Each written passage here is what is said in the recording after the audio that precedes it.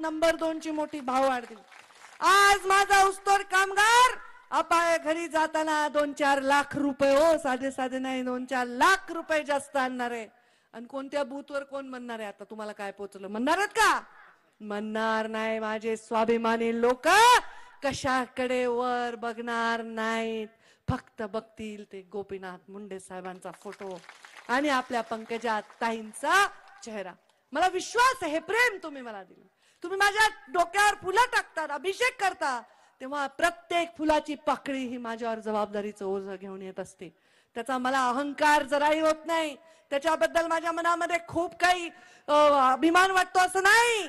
प्रत्येक फुलाची पाकळी ही मला जबाबदारीचं भान करून देत असते. संघर्षाला सोन्याचे किनार कोण देत असेल तर तुम्ही लोक देता, तुम्ही प्रेम देता. आता मी आले तर आई साहेबांनी गाणं लावलं श्रीरामाचं. श्रीरामाचं गाणं, श्रीरामाचं मंदिर पाहिलं ना अयोध्या, तुम्ही घरी बसून दर्शन घेतलं ना. देव काय कुठेही आहे, अयोध्येतच आहे. अयोध्येत प्रतिष्ठापना झाली, आपण इथून दर्शन घेतलं श्रीरामाचं. श्रीरामाच्या जीवनामध्ये श्रीरामाने काय सुख भोगलं, वनवास भोगला. श्रीकृष्णाला तर आई यशोदेनी पालन पोषण केलं, तिथून सोडून पुन्हा वृंदावन सोडून द्वारकेला यावं लागलं. प्रत्येकाला मनुष्य योनीमध्ये जन्म घेतल्यावर संघर्षाला सामोरं जावं लागतं.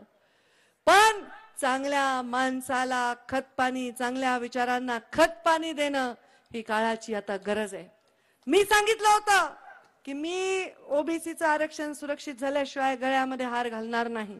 पण तेव्हा मध्ये एक कोर्टाने निर्णय दिला आणि हे हार घालायला सुरू केले लोकांनी. परत ते गडबडलं. मराठा समाजाच्या आरक्षणाच्या मार्गी लागल्याशिवाय फेटा बांधणार नाही. आता मला म्हणले सगळे आई साहेब म्हणले अरे झालं ना, मार्गी लागलं ना, काल निर्णय झाला. मी म्हणलं पण आता समाजात झालेली ही परिस्थिती, लोकांच्या मनात निर्माण झालेले असंख्य प्रश्नचिन्ह, मला फेटा घालायची इच्छा होत नाही. मला फेटा घालायची इच्छा होत नाही.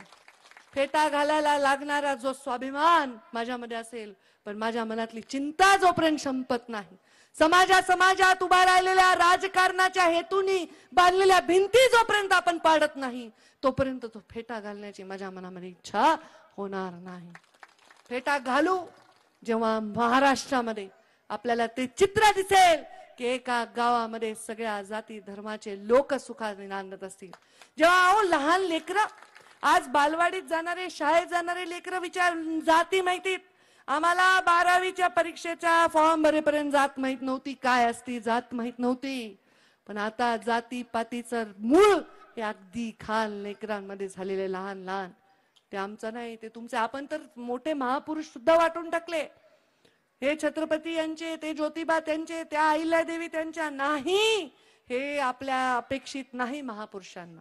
आणि त्याच्यामुळे हे करायचंय. मीराबाई, मला वाटतं राधाताई, स्त्री असण्याचं आणि सुजाताताई, तुम्ही सगळे इथे उपस्थित, स्त्रिया असण्याचा एक वेगळा फायदा असतो.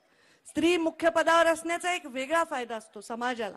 कारण स्त्री ही समर्पित असते, प्रामाणिक असते. तिचं मन कधी बदलत नाही. एकदा घातलं की 7 जन्म ती बदलत नाही. माणसं बदलतात. आता बघा इकडं मी म्हणलं ना, माणसं इकडे तिकडे फिरत होते, पुन्हा आले इकडे बसले, बायका बिचारे हल्ले नाही. त्यामुळे स्त्री ही प्रामाणिक असते.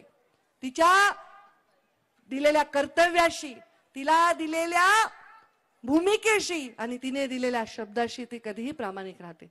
मी स्त्री अधिकाऱ्यांवर खूप काम केले. फार पटकन दिलेला शब्द पूर्ण करतात आणि शब्द दिलेला मोडत नाही. आई साहेबांनी मला शब्द दिलाय की असंच प्रेम राहील गडाचं. आई साहेब, तुम्हाला पद मिळालंय भारतीय जनता पार्टीचं, म्हणजे काय, आध्यात्मिक आघाडीचं प्रमुख. आमच्या जिल्ह्यासारखे गड कुठंच नाही हो. ते आमचा भगवानगड जरी पलीकडे असला तरी जिल्ह्याचा वेशच आहे. पुन्हा आमचा गहिनाथ गड आहे, हेच राहिला होता महासंगवी गड. इथं पद आले आता. त्यामुळे आमच्या जिल्ह्यासारखे गड कुठंच नाही. ह्याचं आकर्षण केवढं आहे, एवढं आकर्षण. पूर्वीच्या काळामध्ये जेव्हा युद्ध व्हायचे ना, तेव्हा जर लक्षात गेलं असतं तर या गडांवर सुद्धा सर करायला आले असते योद्धे. अशी परिस्थिती. या गडांचं महात्म्य फार मोठे, हे पूर्ण महाराष्ट्राच्या कानाकोपऱ्यात पसरलेलं आहे. या गडांच्या मंचावर कोणी आलं तरी पण या लोकांच्या हृदयामध्ये काय चित्र आहे, ह्या दोघांमध्ये कधी तफावत असेल तर त्याला काही उपयोगच नाही. ह्या महासांगवी गडाला पालकमंत्री झाल्यावर मी आलते ना आईसाहेब, तेवढंच होतं ते, बरोबर. हे मागचं काहीच नव्हतं. माझं योगदान फुलना फुलाची पाकळी देण्याचा प्रयत्न केला. भरपूर आहे म्हणणं बरोबर नाही का आईसाहेबांसमोर असं बोलणं. मी गहिनाथ गडाला पण पहिल्यांदा 25 कोटीचा सुरेश देसाईंनी भाषणात सांगितलं वाटतं त्या दिवशी, तेव्हा दिलं, तेव्हा मी ते 2.5 कोटी रुपये खर्च केले नाही लवकर म्हणून पुढचं झालं नाही काम. आणि आता तर मी तर सावरगावला भगवान भक्तीगडच बनवलाय.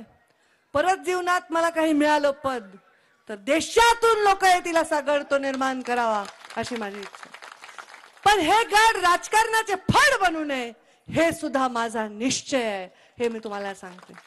या गडाच्या मंचावर जाताना मनामध्ये पाप आणि मनामध्ये लोकांच्या बाबतीत आम्हाला काहीतरी राजकारण करायचंय असं समजून या गडावर कोणी नाही यावं, अशा पद्धतीने आपल्याला हे गड निर्माण करायचे.